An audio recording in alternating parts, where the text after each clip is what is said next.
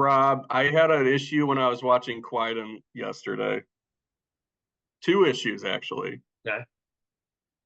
The first issue is I had the song Badlands by Bruce Springsteen stuck in my head. Hmm. So the whole time I was just thinking, Kwaidan, you gotta live every day. And two, this is why I wrote in my 7 word review, I wish I could see this theatrically. This is not a movie to watch at home when your phone is near.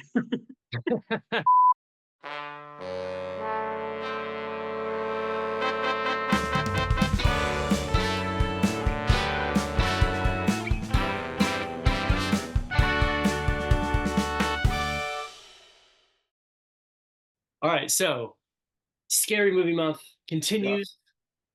sure does. Happy Scary Movie Month, everyone. Keep the 7 word reviews coming. They're Keep so the good. the horror love coming.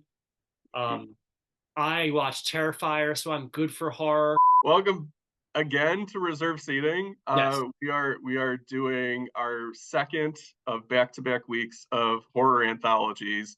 So we are covering the 1964 horror anthology from Japan called Kwaidan, and it's directed by Masaki Kobayashi. Well done. And he was known for samurai movies, but I think Kwaidan is probably the thing that he's known best for. But according to Wikipedia, he was a very influential director about portraying Japanese society in the 1950s and 1960s. Okay. And Okay. Kwaidan means ghost stories in Yeah. English. Yeah. It also means kick-ass movie. That's what it means. It's very good. Yes. Yeah.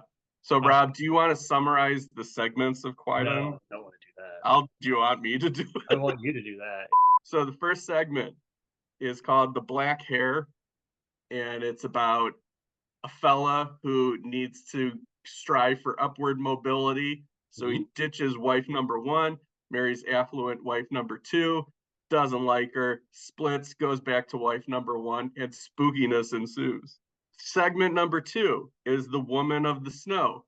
If Yeah. you've seen Tales from the Dark Side, the movie, it's the gargoyle segment. Segment number three is the centerpiece. Yeah. It's about an hour and a half, while the other ones are varying lengths of about 20 minutes to 40 minutes. And it's called Hoichi the Earless. And it's about a blind monk of sorts. Not a rocker. Yeah, rocker. He The guy plays needs to the rock. he plays like an early century Japanese electric guitar, basically. Like a bard. Yeah, he plays Yeah, like songs about battles and shit. It rules. yeah, like his music is good. It's meant to tell massive stories about battles. Yeah. Um, but I the entire time I was just like, he could totally play Big Empty on that. And then lastly is kind of like a little epilogue, almost more than a story. It's like an Yeah. unfinished story. It's called In a Cup of Tea, and it's basically about a dude who like runs in with some ghosts, and he sees like a ghost in a cup of tea, and then he attacks the ghost, and the ghost apparently is all pissed, and then he sends like other ghosts to go like intimidate him, sort of like the Cobra Kai with Daniel LaRusso. Rob, you said you liked this movie a lot, and it was your first time watching it. So, like, what was it about Kwaidan that you Oh really? yeah, no. I love shit like this where like horror movies and monster movies and stuff like clearly they are metaphors for societal issues of the time. I mean, we talked about these being like ghost stories, old fables. I love, you mentioned like the first story with the hair where it's kind of about sort of as you said like kind of upward mobility or like feudal, class warfare kind of and then I adored the sort of ornate nature of the song one, the Bard one.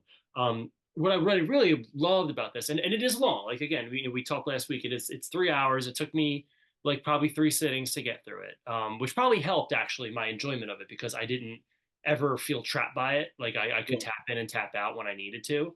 I more or less got like one story per sitting, like one maybe one and a half or whatever per sitting. Um, and but the pace is what really makes it. Like I actually don't think I would want like a 2 hour cut of this movie because I think getting lost in this is important. And I think the way that it builds tension, is specific to a more leisurely pace. I don't Hmm. think I think it's much more about getting to know these characters, getting to see their struggles, getting to see their days, getting to see their wants. I think there's a nice layering in terms of like the narration, when the narration comes in and out, and the way it sort of sets these grand scenes. Like these are meant to be these very specific kind of morality plays. Yeah. And I think the longer they're stretched out at just the right length. I think I really actually found myself enjoying the fact that it was this immersive, long sort of ordeal. I like to imagine a summer camp in Japan, and these are the ghost stories they tell around the campfire. That's what they feel like. They're sort of meant to be just these things that are very methodical and stick with you afterwards. And the design of the movie is like really sophisticated. It almost feels like Dogville in a sense, where I it's mean, like they're kind set of. on stages more than they are like an actual physical location. The backdrops are beautiful. It's like these matte paintings with like sort of almost like proto 1970s like psychedelic animation Some of them, in yeah. certain ways, like especially in that Woman of the Snow segment with the eyeball. Eye in the ball, eyeball in the Yeah, background. Yeah, like that should be like on like a Iron Butterfly album cover. totally. Um, Totally. it's really cool. I mean, like the movie's got a great sense of color usage. The sound design is kind of amazing, especially like in that beginning segment with the black hair where it just sneaks up on you, and that's like the thing that's startling is it yeah, I would love to see this on the big screen. I didn't, yeah, not gotten a chance to see it on the big screen yet, and I would love to because that was what I was. The sound design, especially, really, yeah. I would really love to see hear that big. So But yeah, no, I'm really glad that you dug this movie. It's like I said, and I was kind of being catty at the beginning, but like really try your best to like put your phone aside for 3 hours because it's not gonna break the spell, but like you need to give yourself over to the movie. This is a little weird, but I do want to have this conversation because it's scary movie month. okay, Do you ever have it where you're watching a movie like Kwaidan and you're kind of like 2% of me wants one of these things to happen to me in real life. Like, I want some spooky doings, and like, it would be kind of cool where it's like somebody shows up your door and it's like, I'm going to be like a 10 out of 10 wife to you. But if you tell anybody that I like ran over this guy's bike, then it's all over and you're doomed. I was telling this story yesterday because I was hanging out with some F This Movie peeps, and I got my COVID and flu shots, which I'm not advocating everybody does, but I'm advocating everybody does that. I am. Yeah, do it. It's not political. Just be healthy. So I have a Casper tattoo, Yes, and I was getting the shot, and it without fail, whoever's giving me the shot says something about it. always. And the girl didn't know what Casper's name was, but she recognized Casper. And she's just like, what's this guy's name? It's like Mr. Boo. And then lastly, shout out to our own Rosalie Lewis, because I saw her yesterday. Hey, And she gifted me a Crow City of Angels pack of trading cards hell yeah. with, from 1996, a temporary tattoo. And it's Sarah's angel wings. And I think the final episode of Scary Movie Month, I'm going to put on a 28-year-old temporary tattoo. So, Rob, next week, Yes, it's the holiday within the holiday. it's to be Halloween, baby.